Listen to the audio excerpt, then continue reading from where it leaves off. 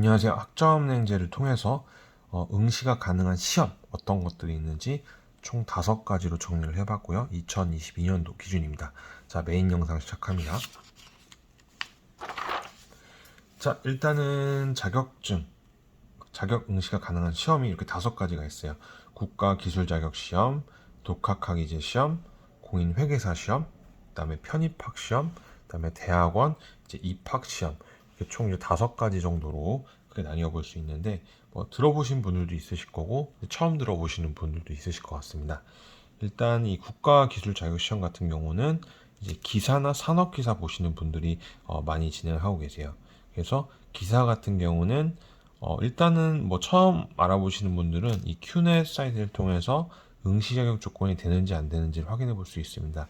이 진행하시는 분들마다 이제 이 최종 학력 부분이 다 틀려지다 보니까 이 부분과 만약에 대학을 나오신 분이라면은 어떤 대학교에 무슨 과를 나왔는지에 따라서 응시 자격 조건이 바로 되시는 분들도 있고 이제 안 되시는 분들도 있거든요.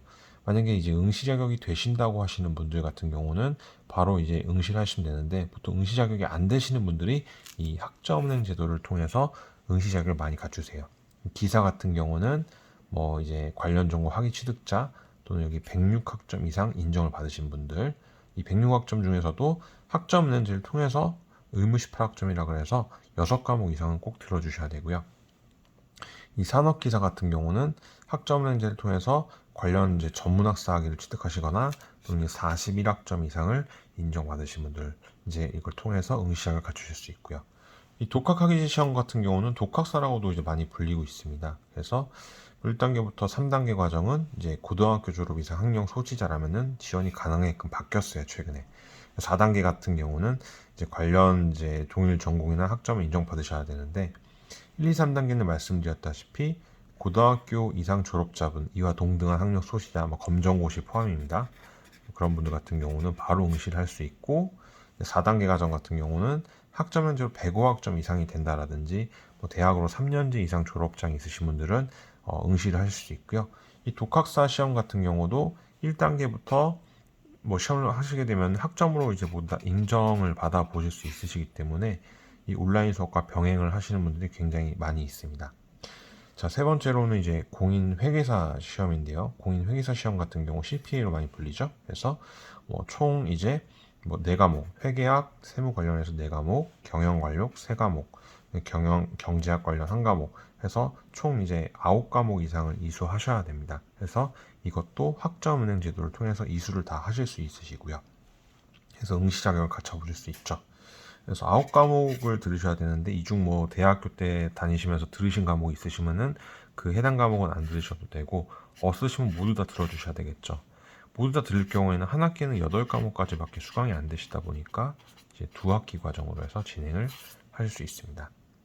이 참고로 독학사 시험을 1년에 한 번밖에 시험이 없다는 단점이 있어요. 그거 참고해 주시면 되실 것 같고, 이 편입학 시험 이제 보통 학사 편입이다, 뭐 일반 편입이다 나뉘죠.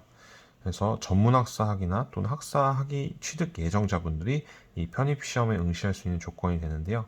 보통 학사 편입은 4년제가 있어야 되고요. 일반 편입 같은 경우는 2년제 학위가 있어야 되거나 학교마다 좀 차이가 있는데 일정 학점 이상 조건이 돼야지 편입할 수 있는 기본 조건이 되다 보니까, 편입학 관련해서는 자세한 사항은 각 대학 입학관리처로 문의를 해보시거나 홈페이지 내에 참고를 해주시면은 응시 자격 조건을 보실 수 있으실 것 같습니다. 자, 마지막으로는 대학원 입학 시험인데요.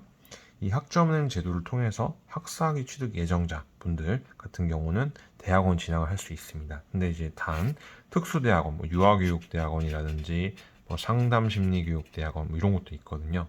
뭐 이런 것들은 선의수 과목 또는 관련한 학위가 있으셔야지 대학원 진학을 할 수 있다 보니까, 이거는 플래너 분들에게 전문 상담을 받아보시는 게 유리할 수 있겠죠. 자, 오늘은 학점 은행제를 통해서 응시가 가능한 시험을 이렇게 5가지로 해서 좀 정리를 해보는 시간을 가져봤고요. 도움이 되는 정보였으면 합니다. 자, 오늘 준비한 영상은 여기까지입니다. 감사합니다.